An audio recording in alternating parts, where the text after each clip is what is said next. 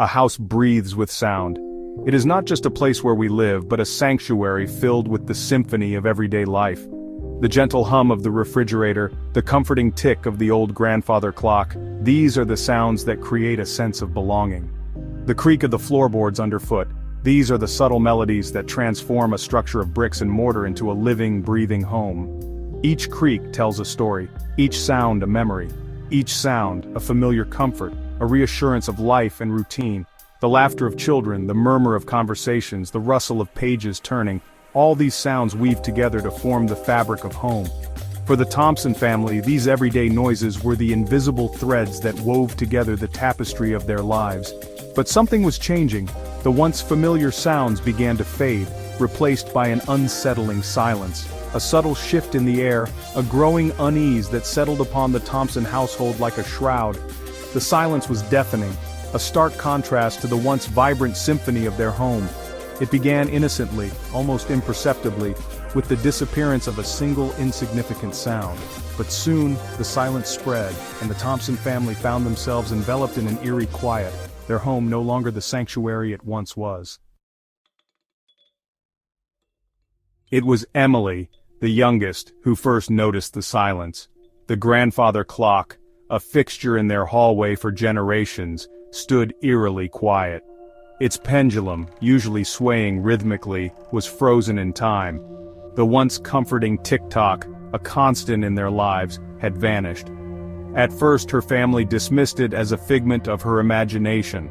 Clocks stopped working. It was a simple mechanical failure. They promised to have it fixed, to restore the missing rhythm that had unknowingly soothed their days and nights. But deep down, a seed of unease had been sown. The silence, however, was only beginning its insidious creep. It started subtly, almost imperceptibly, like a shadow stretching across the floor as the sun sets. The quiet was not just the absence of noise but a presence in itself, growing stronger with each passing moment. The refrigerator, once a reassuring hum in the background, fell silent.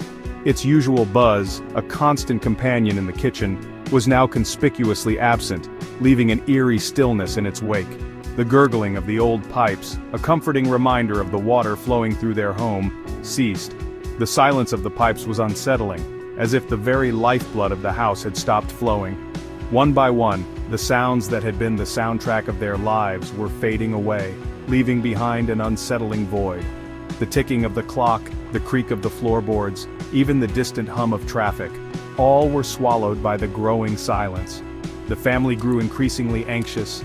They huddled together, their faces etched with worry, as the oppressive quiet wrapped around them like a suffocating blanket. The absence of these familiar sounds was like an itch they couldn't scratch, a disharmony that jangled their nerves. It was as if the silence had a weight, pressing down on them, making it hard to breathe. The silence was no longer an empty space. It felt heavy, oppressive, as if the walls themselves were closing in.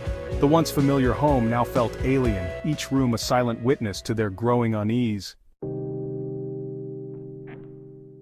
Section 4. Whispers of Paranoia.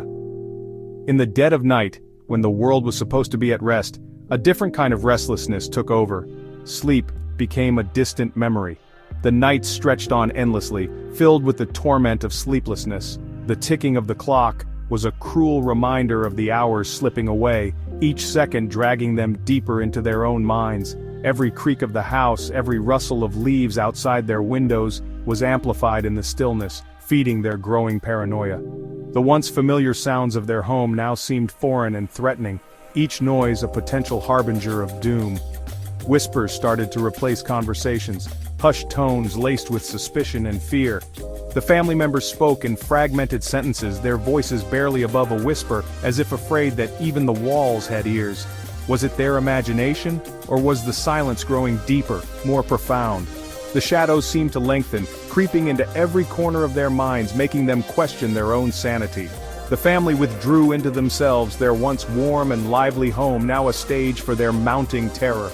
The laughter and joy that once filled the rooms were replaced by an oppressive silence, a silence that seemed to have a life of its own. Emily, her young mind struggling to comprehend the inexplicable, clung to her parents, seeking solace in their touch, terrified of the silence that seemed to swallow her whole. Her wide eyes darted around the room, searching for answers in the shadows, but finding only more questions. Section 5. Isolation's grip. Communication with the outside world became increasingly difficult. Phone lines remained eerily dead, their calls met with nothing but an empty, hollow silence.